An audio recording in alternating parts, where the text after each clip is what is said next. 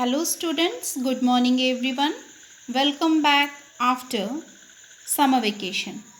Now let's begin with geography subject and today we will take chapter 3. Chapter 3 is your migration.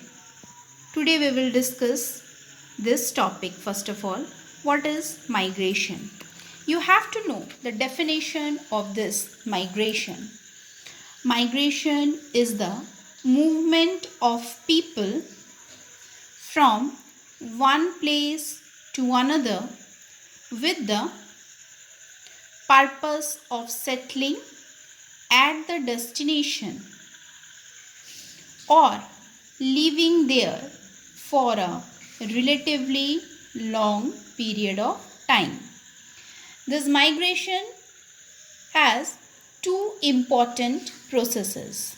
First one is the emigration. Second one is the immigration. First of all, we will take the topic emigration. What is emigration? Emigration is the movement of people out of a region or a country, and such migrants are called emigrants. And what is immigration? Immigration is the movement of people into a region or country, and such migrants are called immigrants. In immigration, the people move out of a region or a country, and in immigration, the movement of a people into a region or a country. So, this is the difference between emigration and immigration. One more thing you have to know, that is the receiving country and sending country. Receiving country, the place where the people are moving in, that is the destination is called the receiving country. And what is the sending country? The place from where the people are moving out, that is the origin, is called the sending country. Migration are two types. One is the internal migration, another one is the external migration. Today we will take the topic internal migration. Internal migration refers to the movement of people within the same country. Within the same country. If we will take the example of India, then you can say the movement of a people in internal migration, like a people's movement from Madhya Pradesh to Kerala, or you can say UP to Delhi, that is the internal migration. This internal migration is divided into rural to urban migration, urban to urban migration, rural to rural migration, urban to rural migration, forced migration, and the short-term migration. These are the different various ways in which internal migrations are take places. First of all, we will talking here regarding the rural to urban migration. What is this? In this, you can say that when people move from villages to cities, it is called rural to urban migration. But student, rural area or urban area, hope you are knowing, but then and also I have to one time define the rural and urban areas. Urban areas can refers to town or cities and rural areas are just the opposite of urban areas. Means rural areas often called the country have low population density and also a large amount of undeveloped land. So that is related to the rural area like village areas, and urban areas means the town or cities. In a simple language, if you want to explain, that means rural area means the villager areas and urban area means the town or cities.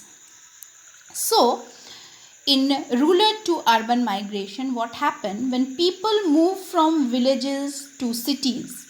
That is known as the rural to urban migration. It happens. Why it happens?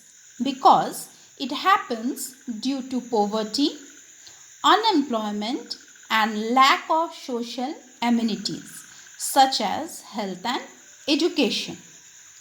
This type of migration is common in developing countries like Asia and South America. Another is urban to urban migration.